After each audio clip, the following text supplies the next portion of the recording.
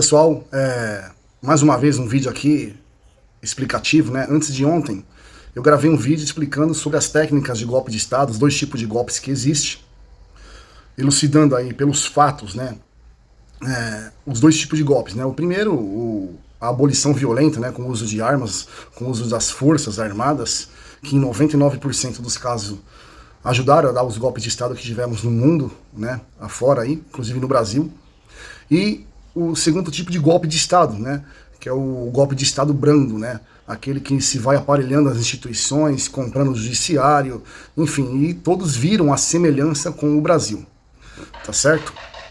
Uma das coisas que nós temos que entender, aí as pessoas estão perguntando, tá, e agora? Nós já sabemos disso, legal, qual que é a solução? Então, existe dois tipos de grupos de países, né, que estavam em situação semelhante à do Brasil, sob um golpe de Estado brando, né, aquele golpe de Estado que as pessoas foram aparelhando as instituições, desrespeitando a Constituição, comprando e aparelhando o judiciário, ideologicamente, até mesmo financeiramente. E eu sempre uso, muitas pessoas já ouviram falar sobre a máxima de Albert Einstein, né?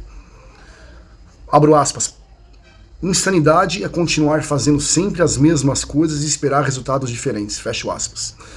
Então vamos lá, temos dois grupos de países. Um desses grupos de países que estavam em situação semelhante do Brasil conseguiu se livrar desse golpe de Estado que nós chamamos aí brando, né, através da mudança cultural, etc e tal. E o outro grupo de países não conseguiu se livrar desse golpe de Estado que nós estamos vivendo no Brasil. Então, de acordo com a máxima de Einstein, né, que insanidade é continuar fazendo sempre as mesmas coisas e esperar resultados diferentes, que grupo de países devemos imitar? Os que conseguiram se livrar. Né? Mas vamos falar primeiro dos que não conseguiram. Né? Que países são esses? Não vou me alongar muito, como sempre, né? Eu não gosto de me alongar muito, dar muitos detalhes. O que nós precisamos saber é a essência da coisa. E nem vou elucidar os países africanos. Vamos pegar nossos dois vizinhos nossos aqui, Cuba e Venezuela. Cuba nos anos 50, com a luta armada, né? Castro, Guevara e entre outras personalidades da esquerda, iniciaram uma luta armada contra o povo. E os camponeses, que seriam hoje nossos agricultores pequenos e médios agricultores, começaram a ir para a cidade, dizendo, olha, vamos combatê-los, né? Vamos fazer frente a eles. E o que o povo, em sua maioria, respondeu a esses camponeses?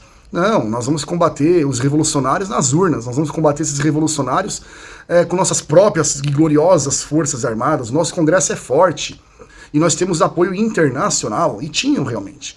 E o que aconteceu? Tomaram Cuba. Né? E está lá Cuba até hoje, dessa forma.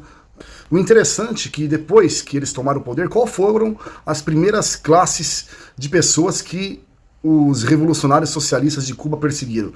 Os camponeses, né, os que faziam transporte, e homossexuais. Olha só que interessante, né? Será que está acontecendo no Brasil, depois que eles reassumiram aí a presidência, né, tomando o poder do Brasil, né, dando esse golpe no Brasil? Quem que eles estão perseguindo? Então, agronegócio, fique de antena ligada, fique esperto o que está acontecendo com vocês. Não é brincadeira, isso só vai piorar, tá bom?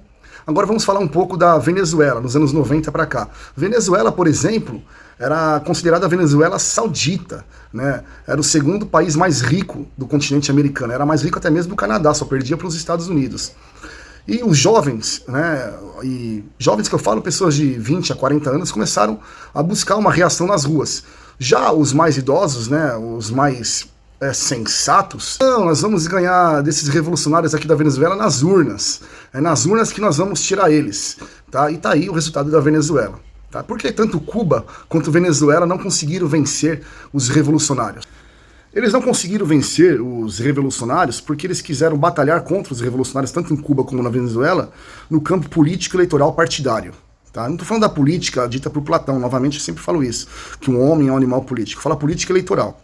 Sendo que o problema não estava mais na política eleitoral, não estava dentro da normalidade, estava na soberania do povo. Estavam roubando a soberania do povo. Tá? É a mesma coisa do Brasil. Então, eles tinham que batalhar, né, por sua liberdade no contexto de soberania, no contexto de fazer frente, tá, a eles através de uma intervenção civil, que chama. Tá bom? E eles não entenderam que o povo está acima do Estado-nação. Para vocês entenderem isso, eu vou explicar, vou abrir um adendo aqui rapidão, antes de passar para a parte dos países que conseguiram se livrar. Tá? Existe a teoria geral do Estado no primeiro ou segundo ano de direito, que infelizmente a maioria não entende mais isso. Tá? Mas o que é essa teoria? Não é uma teoria, na verdade é uma verdade constatada. Quando a gente tomou esse território, ou qualquer outra nação ganhou num bingo, num sorteio, invadiu com armas, não interessa como. Quando nós conquistamos um território, né, nós delimitamos a sua área geográfica, nós construímos um conjunto de regras, de leis, né, que chamamos de Constituição, Código Penal, Ordenamento Jurídico, etc. Para reger essa Constituição, nós elegimos as instituições. Então, somente depois de Constituição, né, elaborada e instituições elegidas, que se deu o Estado-nação, que se construiu o Estado-nação. Então o Estado-nação ele é formado por Constituição, por leis, por ordenamento jurídico, enfim, e também por instituições.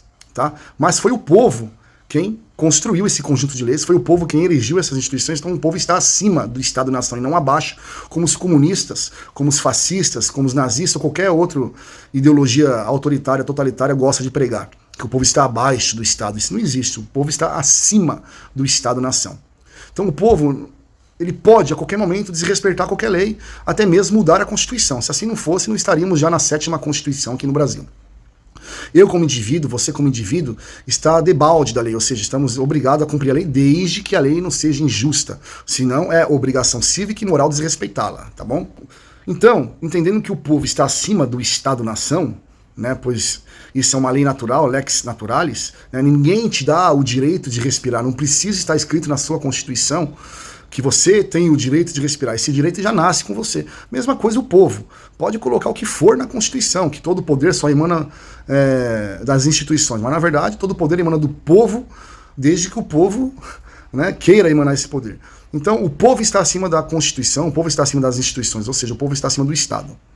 Então, quando o problema é de soberania, o problema é que estão roubando do povo esse poder. E o povo tem que resolver fora das 4 linhas da Constituição, fora do sistema elaborado por esses autoritários totalitários. Por isso que eu falo que é uma intervenção civil, é um basta, é um chega, tá? Então, vocês entendendo isso é muito importante, tá bom? Tanto é, quer ver, eu vou corroborar agora dentro mesmo da Constituição. Quando se faz uma PEC, né, uma proposta de emenda constitucional, ou uma PL, uma proposta legislativa, uma portaria, seja a lei que for, tá? Ela passa na Casa de Justiça, né, no CCJ, para verificar se ela fere alguma cláusula pétrea ou não. Não ferindo, ela é levada para plenário, para julgamento do plenário, se o parlamento vai aprovar ou não, se o Congresso vai aprovar ou não. Tá? E por que eles fazem isso? Porque eles estão na representatividade de povo ali. Tá? Nós ortogamos, nós autorizamos ele, através do voto, nos representar. Mas o povo não precisa verificar se a vontade dele fere alguma cláusula pétrea ou não. Nós podemos ferir até a Constituição inteira. Tá? E quando se trata de soberania, se trata de que o povo não tem mais que o povo em si, não as pessoas individualmente, jogar nas 4 linhas da Constituição. Tá bom? Novamente eu repito, se assim não fosse, não estaríamos na 7ª Constituição. Tendo isso em mente, o que o grupo de países que estavam em situação semelhante à do Brasil fizeram? Quem são esses países que estavam em situação semelhante? Eu também não vou me alongar muito em países muito distantes, tá? Não distante geograficamente, mas temporalmente falando. Chile de 72, Romênia, Polônia, Alemanha de 89, alguns países escandinavos dos anos 90, a Ucrânia de 2013, os árabes de 2015, enfim, todos eles estavam numa situação que a soberania do povo estava sendo roubada. Eles entenderam que não adiantava ficar lutando nas 4 linhas da Constituição, aquela coisa de esperar as eleições, esperar o cenário mudar. E eles foram para as ruas e fizeram o quê? Uma paralisação geral e total. Tá? No Chile, por exemplo, foram os caminhoneiros. E sempre foram as categorias que impulsionavam a economia dessas nações. Quer ver? No Chile de 72 foi a classe das transportadoras e os caminhoneiros autônomos que fizeram uma paralisação. Na Alemanha de 89 foi a classe industriária do ferro e do aço. Na Polônia e na Romênia foi a classe de tecelagem, também indústria do ferro e do aço. Nós tivemos o Valesa lá liderando um dos sindicatos que estavam lutando pela liberdade, não sindicatos igual ao do Brasil aqui. Enfim, nos escandinavos dos anos 90 nós tivemos a classe do turismo e dos investimentos também, fazendo uma grande paralisação. Na Ucrânia nós tivemos todos os setores religiosos em paralisação por 92 dias e o povo em comoção social.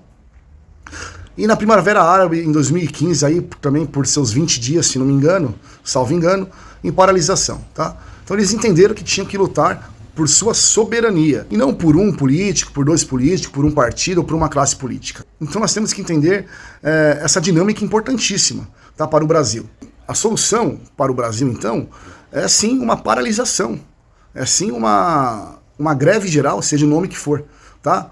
Mas eu sempre volto a repetir, as pessoas esperam que a classe dos caminhoneiros, das transportadoras, os autônomos parem por conta própria. Isso não vai acontecer, tá? Ah, o agro tem que parar. Isso também não vai acontecer. O agro são 5 milhões de propriedade. Agora, o que o agro pode fazer é começar a liderar tratoraços, liderar pontos de paralisação. O que as transportadoras podem fazer é começar a encostar seus caminhões também nas suas garagens. Né? Porque se hoje essas empresas, esses setores não sacrificarem parte de sua frota, parte de seus alqueires, perderá tudo, porque o Brasil está indo de vento em popa para o abismo. Essa é a verdade. Então tem que ter sacrifício. Em paralelo a isso, tem que ter povo na rua, diariamente. Não só manifestações, finais de semana, né, que nós chamamos de manifesta, né, manifestinha. Tem que ter o povo na rua diariamente, tá? Eu não acho que isso é fácil de acontecer no Brasil. Estou sendo bem sincero com vocês. Então, mas paralisação é uma coisa e manifestações diárias e contínuas é outra. Agora, manifestações diárias e contínuas é possível fazer sim. Nós temos que fazer, temos que nos sacrificar. E sempre lembrando, ordeira e pacificamente, tá? Não estou pregando aqui parar o Brasil forçado, impedir as pessoas de ir e virem. Jamais. Outra coisa que nós temos que entender. Amanhã eu vou falar o que os Estados Unidos podem fazer por nós, de fato. Pois pessoas estão esperando um ato heróico de Donald Trump assim que assumir. E o ato heróico dele não é tão heróico assim, não vai abranger tanto como as pessoas pensam se o povo não estiver nas ruas, tá bom? Então aguarde o próximo vídeo aí, eu espero que vocês compartilhem. Desculpa pegar um pouco no pé de vocês. Eu admiro o trabalho de muitos parlamentares, mas poucos deles estão trazendo um conteúdo tão severo como eu estou trazendo para vocês. Então, poxa vida, dê uma compartilhada, dê uma curtida, não custa a gente fazer isso, beleza, gente? Valeu!